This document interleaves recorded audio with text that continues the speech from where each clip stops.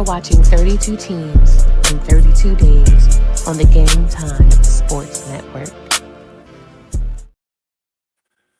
Team 4 in the AFC East, New York Jets. Mon, how you doing today, brother? I'm doing good, man. Everybody alive, well, eating good, getting their nutrients in and stuff, man. I'm doing amazing, man. How about Yeah, yourself, brother?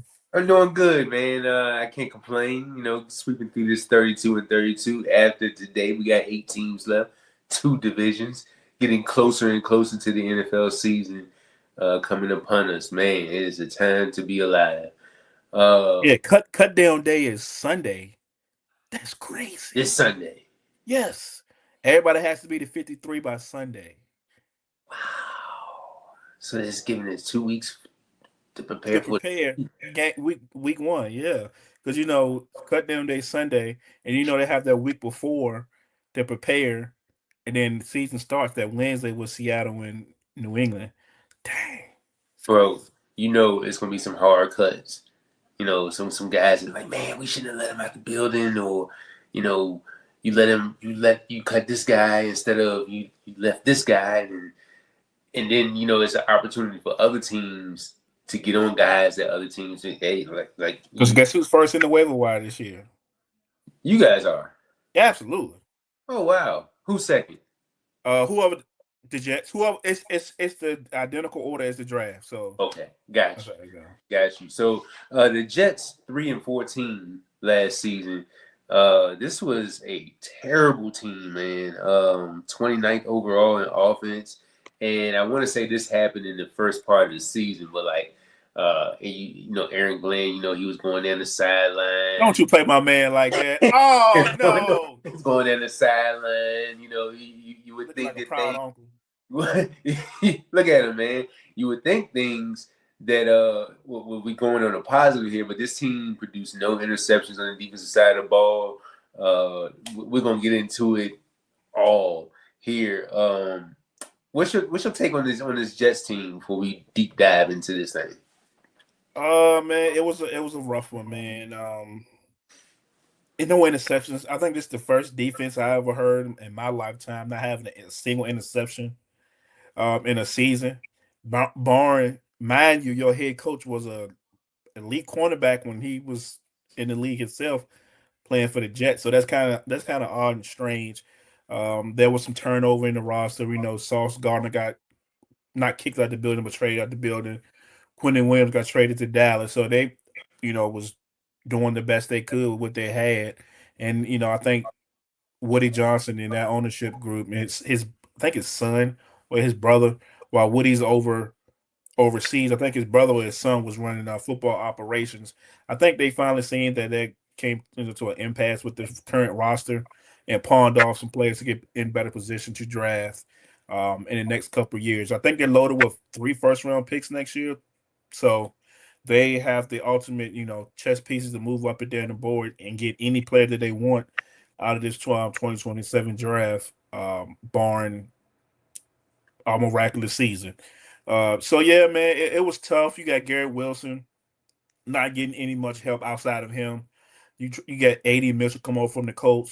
You didn't get anything in his campaign last year. Brees all cry for the bag, not cry for the bag, but wanted the contract. They finally give him the one, to make him happy. Offensive line was solid. You got the bookend tackles; they played well. Will McDonald, can he take this next stretch? I'm pretty sure we'll talk about him in a few seconds here. So yeah, man, it was just a mixed bag from the Jets, man, and just was one of them seasons that you don't want to get. Not saying it's paper bag over your head type season, but it definitely was a rough one for sure for Jets fans out there. Well, it's definitely gonna be paper bag over the head season if Aaron Glenn doesn't get this team on the right path. And my first question to you is 3-14 record last season. As you see it right there, the pressure is building in year 2. Is Aaron Glenn seat getting hot? His seat just as hot as some leather seats in July on a 95-degree day with the windows roll up, and we know that's hot. Yeah. We know that's hot, and sticking, hot, stinging, burn. So yeah, man, it's the heat is being turned on. him this year. I'm not saying it has to be a miraculous 10-win season, but you have to be competitive. 8, 6, 7 wins max. Show some promise to the future. And right now, what step did this football team take from 2025 to 2026? Can Will McDonald take another step? You got Tavondre Sweat over in the trade. Can he take another step forward? Garrett Wilson. You got Omar Cooper, which we'll talk about draft picks here in a second. Kenyon Sadiq. Can they be the offensive playmakers that they were in college for Geno Smith and Garrett Wilson out there? So it's definitely a year for him to put something on the board, something respected than what they did last year. I mean, at least get an interception or two if that's the case. Speaking of Geno Smith, he's coming around full circle. Remember in 2013, he was drafted to the Jets. It was the first round, right? I don't know. Second round. Second round, okay. So the second round was in 2013. He spent his first 3-4 seasons there. Went to Seattle for a number of seasons to back up Russell Wilson. And I want to say his last what he had 3-4 seasons in Seattle where he was like starting, and 3 of those seasons he was pretty efficient with the ball, even leading them to a playoff appearance. And so we know what happened after that. Yet went to the Raiders, and you see it right there, 2-13 record across 15 games. He threw for over 3,000 yards, 19 touchdowns in the league, leading 17 interceptions. That's what happens when you playing for the Raiders, But did the Jets make the right decision in having Geno come in as the stopgap for potentially in a quarterback loaded draft class coming up? Is this the right stopgap guy coming in? Yeah, you have to get a veteran in there to stabilize the football team, to at least move the ball, be competent under center. We all know he's not the future there. He came back home. Hopefully they'll show him some love the second go around. And so as we discussed here a few minutes ago, there's a bigger picture going on in 2027. We all know that there's a loaded class, and there's some guys that could potentially be franchise saving guys. So I think it's a perfect stopgap. Geno, he can move the ball for you. He can do some good things for you, but you only gonna get so much out of him before you decide, yeah, let's get me through this season, Geno, then we'll move on. It sucks that he has to play that type of role for a team now to be the stopgap guy, but he plays that role well. They went on from Geno to Kirk Cousins and Mendoza in Vegas, and then you get the chance to go from Geno into Jets to potentially Archman and Dante Moore and those guys that we mentioned on the previous episodes here. So he didn't have now don't get me wrong, he's had a decent career, you know what I'm saying? Being a backup spot starter for 12 plus years. Hey man, that ain't nothing to sniff at. But I don't he's just never been a long-term starter, and hopefully for his sake that he can go out on a high note and get one of those David Carr type Super Bowls where you're a backup and you feel like he was the backup for the Giants and Eli Manning back in 2011, and he get his ring like that. So, but yeah, it's a great stopgap option for the Jets. Can't do no harm in this at all. That pass offense was ranked 32. I think me and you could have went on there, ran a couple routes, and gave him a little something. I mean, I'm a chip blocker though, so I mean, I catch a flat pass and go sit down, so I'm cool. you got Breece Hall coming in. He's back to being the engine. I know he had an injury in last week before last, his first 1,000-yard season in his career, and a little productive in the pass game as well across 16 games. You got Garrett Wilson here. He just needs a QB1. 3,000-yard seasons to start him out. And last year he had a knee injury. And I believe that was in the Denver game that was overseas. Came back a couple weeks later, and I think he re-aggravated it. And in December, that's when he ended up being shut down, because you want to say that WR1. Is this the season and the quarterback, the stopgap quarterback that Garrett Wilson needs. Because out of all the Ohio State wide receivers, it seems like he is productive, but he gets a little overshadowed because he plays in New York, and then you got the other ones like Jackson Smith and Jigba, and Emeka Ibuka, who Olave down in New Orleans. Olave down in New Orleans. Marvin Harrison still, got to eclipse himself. So it's the year that he needs to, eclipse. Yeah. I was thinking about some more Ohio State receivers. I was thinking about more Ohio State I don't even receivers. think I finished the question right, but go ahead. No, you good. I know where you were going though, brother. Hey, look, man, it's long. It's been a grind, man. We've been doing this for about 30 days straight now. It's been a grind. It's time for we can get a little fatigued if we need to. We human, right? We human out here. But yeah, man, I think this is a guy that you're going to see him get force fed the ball if barring injury. I think he's on that Olave level. I think he's on that Ibuka level. I think he's right there in the mix with those Ohio State receivers. I think probably Maserati Marv is the one that has a lot to prove more than Garrett Wilson. So yeah, you're going to see his numbers uptick, barring health. So I expect him to be around 80, probably 120 targets, 80 receptions, 1,300 yards, 11 touchdowns. I'm expecting a big year from Garrett Wilson. Now that he has help with our first round Kenyon Sadiq, our first round Omar, second round Omar Cooper, national champion that has experience, and then a Brees Hall with a new contract that's behind him there, so he can think clear and just ball out. So I think he's going to benefit having those weapons around him this year. You know who led the team in targets last year? He ain't on the roster no more, is he? He is probably Brees Hall. No, I don't know that. Mason Taylor. Who? Mason Taylor, 65. Next behind. Okay. Next behind him, Garrett Wilson. They didn't pass the ball a lot. See why Brees won that bag. Oh. The leader in yards was Garrett Wilson, 395 yards. You're lying. No, I'm serious. Mason Taylor led the team in targets, 65, 44 catches, and 369 yards. Garrett Wilson led the team with 395 yards. Just fans. Just when you thought I had it bad. So my question to you. That's rough. Who comes in last in the depth chart? I mean, in not the depth chart, the power rankings. Between who? Between the Jets, the Raiders, the Dolphins. Oh, it got to be Miami. Just because they got some unproven people over there. It got to be Miami. Like, we know what Garrett Wilson is. We know what Brees is. We see Mason Taylor. You seen what he, wrote off his stats. Yes, we do. Raiders got Brock, Trey Tucker, Mendoza, Jalen Naylor, who's been a piece with Minnesota. So it has to be Miami. Don't be disrespectful today. Oh, my God. Man.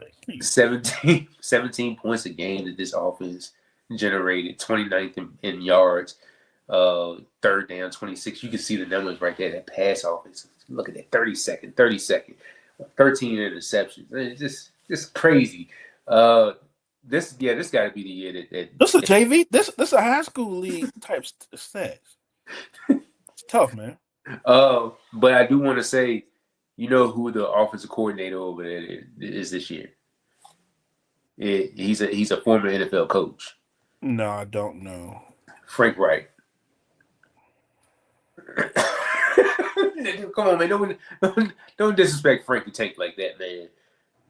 If Frank the Tank, he would be still coaching with the Colts right now if he was something.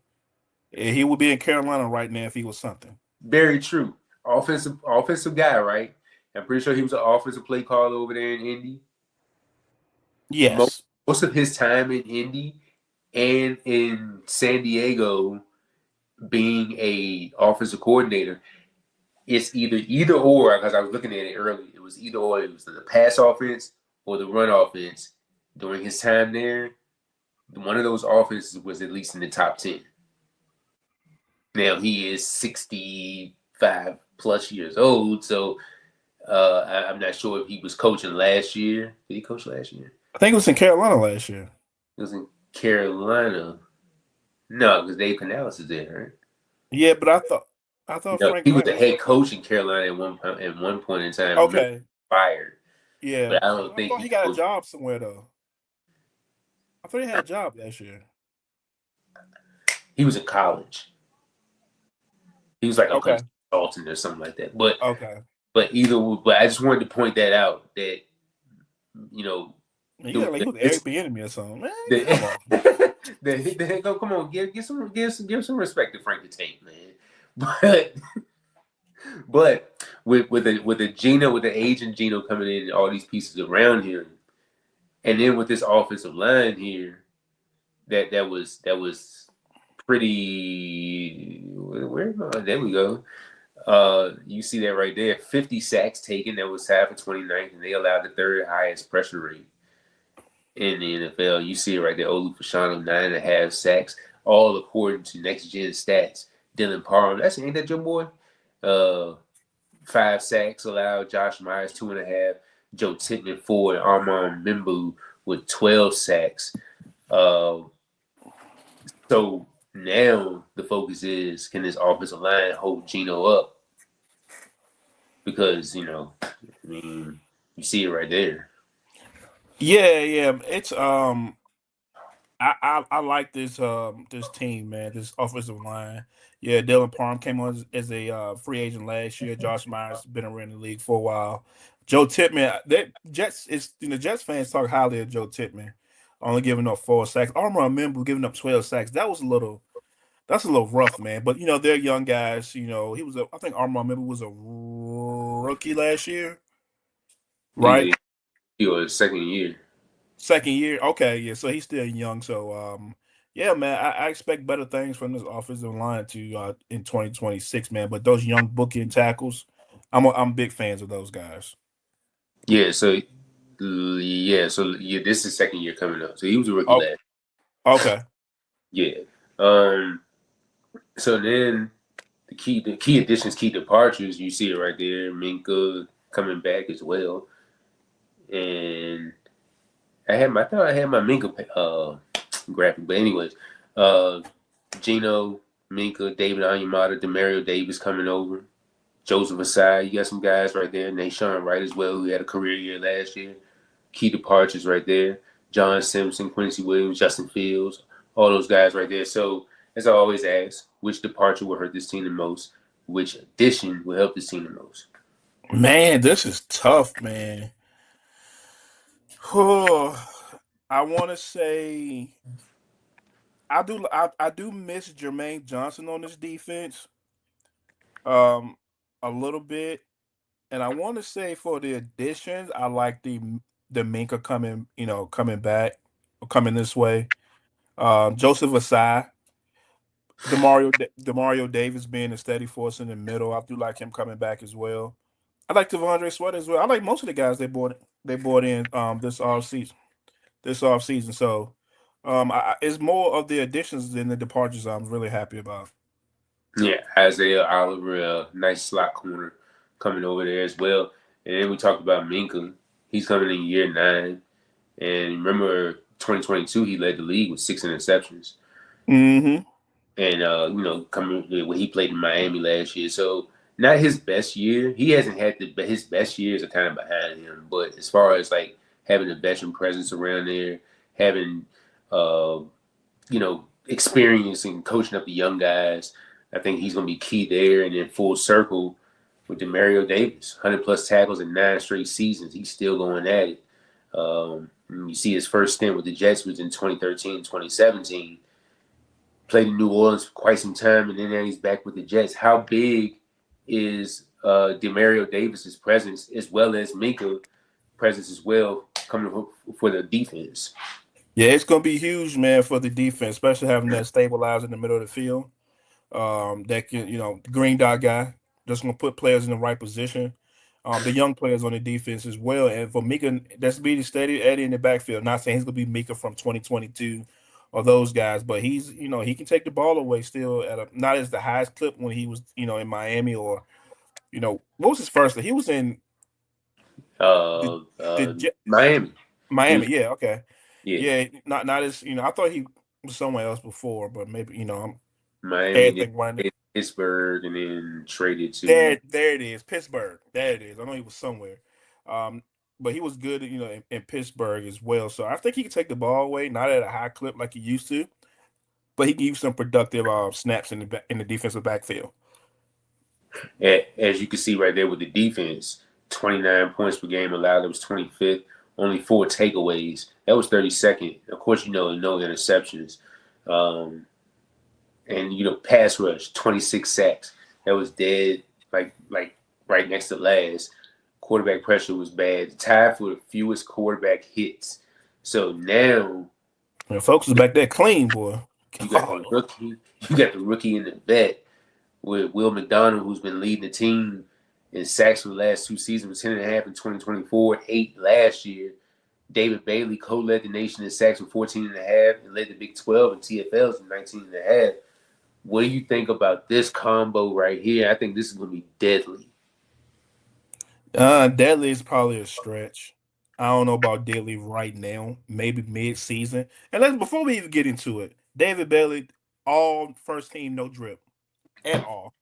I mean, my man ain't got no gloves, no tape, or nothing. Though he a old school guy, man. But I love it though, man. That's what makes him unique. And that's what why he stood out, number 2 overall pick. He all about ball, no nonsense. He don't need that extra stuff because the extra stuff is not gonna get him to the quarterback. Him just his sure will and ability to rush the passer will ultimately get the job done. So yeah, I think you'll see big strides from David Bailey. I know some people still have the jury out on him whether he was worth the number 2 overall pick or not. And he has a chance as a rookie to come in and start right away and prove the people and the doubters wrong that hey, I was worth the number 2 overall pick. And Will McDonald, we just got to see more consistent play. I know he came out of Iowa. Was it Iowa State? Uh, Or one of them states. I want to. It was one of them states on college Tech. teams. Texas, no. No, he went to Stanford and then he's played his last year at Texas Tech. Will McDonald? Oh no! Oh yeah, that's Iowa State. Yeah, Iowa State. And David Bailey was at Texas Tech. Yeah, so Will McDonald, at Iowa State, man, he's 10.5 sacks. He just has to be more consistent. And I did like Jermaine Johnson running beside him, but obviously they moved on to get David Bailey. So it's big years for both of those guys because I think contracting stitch is coming up for McDonald, right? Yeah. I think he was he a late first? Yeah, he was a late guy, I believe. Yeah, so this is his 4th year coming up. So contract year for him. You also, as I spoke on, Joseph Asai, Tavondre Sweat, as you spoke on, coming over there from a trade from who was it? Jermaine Johnson. The Titans. Went to the Titans. Mozzie Smith is still there. Dave Onyemata, veteran presence. Demario Davis, another veteran presence. Jamian Sherwood, who I think he led the team in tackles last year. Nashawn Wright, D'Angelo Pons, a rookie. There's some stuff that these guys can build on. Andre Cisco in the backfield as well. There's some things that these guys can build on, and that's why it may be a stretch for me saying it, but that's why I can see this team being a playoff team. Boy. I can see this team being a playoff team based on the defense and then how well the defense can play because they don't want to be in that same position that they were in last year. And then with Geno, at least if he can play manageable quarterback football. Brees Hall and all of you got Garrett Wilson. You got 2 tight ends over there, and hopefully one can stay healthy. And what's my rookie name? Kenyon Sadiq. Are you seeing the big picture here? Can I ask you a question? Yes. Is Brees Hall better than Ashton Jeanty?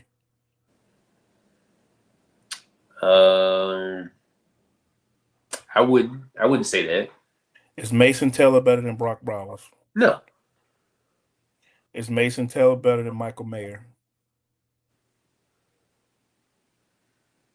Got potential. So why in the world you think Geno gonna play competent football? He had the same weapons last year and then went 2-13. I don't know. Let me just play believer. Okay. Okay. Hey, you know what? I'm trying to You I'm know trying to what? paint a picture. I'm trying to paint a You picture for know, Jets fans here. You know. somebody need to. I mean, you paid the pictures for the Jets fans. You don't pay the picture for the Arizona. You got the Cardinals going to the Super Bowl once again, and you paying the picture for the Man, Titans to win 10 games. I don't know what you got going on, but in all seriousness, I see the picture that you're painting for the Jets to have a young foundation for a good football team in the future, but just not right now. Not right now. I think the quarterback play is below average in my opinion, and that's not going. And that's AFC East. So you're telling me they're going to be better than either the Bills or the 49ers? I mean, not 49ers, but the Bills or the Patriots this year? well, Because 3 teams can get in there. right, so you let's go to AFC North. How many teams do you see out there can make the playoffs in that division? Is Three. are the Jets making the playoffs or the Steelers? No. Are they making it over the Bengals? No. Are they making it over the Ravens? No. Are they making it over the Texans? See. No. No. No. Are they making it over the Colts? Absolutely. I'm pissing on the Colts big time. Are they Could. make? Yeah, they could. Yeah, they could. Are they making it over the Titans? Yeah. Yes. Are they making it over the Jaguars? All depending on how they look. Lord, That's a question for basically anybody. sure. But what can you see more? You can see the Jaguars making the playoffs or the Jets making the playoffs. I see the Jaguars making the playoffs. Okay, then so that means that's two wild card spots. If you got three in the north and two in the south, there's no more room for the Jets to make the playoffs. Because you're not going to put Houston in there. Somebody got to win the division. And then in the West, you got so if the Broncos not making the playoffs, Yeah. the Chargers not make the Chargers not making the playoffs, Chiefs not making the playoffs. Didn't make it last year. Oh man, whatever. So in the East, I mean in this no, so I don't went everywhere. So we're gonna be realistic. I'm gonna be that's you. That's your opinion. You said they can make a push for the playoffs. That means Aaron Glenn gets a contract extension, and all them hot seat questions goes away for him, and he has some security to pick his quarterback next year. Because I don't care what nobody says, the Jets are going to pick a quarterback next year, whether Aaron Glenn's the coach or not. That's still TBD. You already know my opinion on that. I don't think he's going to be the coach because of you And politics, et cetera, et cetera. So even if Geno's lighting it up, throwing 4+ thousand yards, they're still going to pick a quarterback next year. yes, because they know Geno's 30, what, 5, 36? He's almost at the end of his run. But yeah, man, that's you painting the picture for the Jets fans for them to make the playoffs. I'm just being more realistic here and painting the picture for the top five pick and getting your quarterback. One of us going to be right, and I think it's going to be me because if Geno plays out of his mind, then the whole Raiders organization failed him last year. They just failed him. Well, I mean, I mean, you can't. I mean, you can say that about any team, anybody that plays. But new days are here, baby. Anyway, nevertheless, you just want to hate. draft picks. Which draft pick are you most excited about? I know it's probably between David Bailey, Kenyon Sadiq, Omar Cooper Jr., D'Angelo Pons, Daryl Jackson Jr., defensive tackle out of Florida State, Cade Klubnik, Inez Cooper, offensive guard out of Miami, and BJ Payne, safety out of Kansas State. Which rookie are you spotlighting on? Omar Cooper. No, not Omar Cooper. D'Angelo Pons out of Indiana, pick 50. Short guy, feisty guy, scrappy guy. He's not afraid to take on your number one receiver. I watched a couple games of him in college where he went against Jeremiah Smith 1-on-1, and he was outweighed, out physical, outweighed, outmatched, and he still took on the challenge. Didn't win each rep, but he won some reps. He picked off Dante Moore to start off the college football playoff for them. Pick 6. He's feisty. He's short like Aaron Glenn coming out of college as well. So he kind of resonates with Aaron Glenn. So I think he's, a good football player. He's not scared to tackle at all. And I think he'll be a welcome addition to this Jets cornerback room. So I'm going D'Angelo Pons. The low hanging fruit is David Bailey King, Sadiq Omar Cooper. But I'm going D'Angelo Pons for the sake of this show. I think that's one of my favorite picks from this draft class. This draft class in whole is outstanding from top to bottom. But I think D'Angelo Pons and Darrell Jackson Jr. out of Florida State are going to make big strides and for this defense right here. I really like D'Angelo Pons. Scrappy guy. Scrappy. This is a franchise turning a chapter draft class right here. Absolutely. Because you got all pro potential in two players. Maybe Omar Cooper could be, I see special all pro potential in Sadiq and Bailey. But maybe, you might stick another one in there with Pons, but these are the type of drafts you have to set the foundation for 2-3 years down the road, because at that point you want to start extending your guys. When you can start extending your own players, that means the draft class. Some of the picks in that draft class was a success. Not saying all 7 picks are going to be hits. We know that's not the case for each of these 32 teams. But if you can get 3 or 4 of them to hit out of a draft class and extend them, that means the draft class overall was pretty decent. And everybody in the building did a good job. Even Darrell Jackson, if he can become a little something. And who knows what you get out of the guard. Cade Klubnik might come through and be Tom Brady, you know what I'm saying?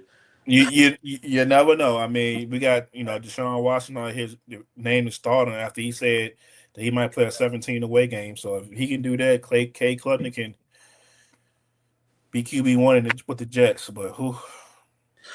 Good Lord. Have mercy. Jets schedule. You started at the Titans. I can see that as a dub. Packers, Lions, Bears. Whew.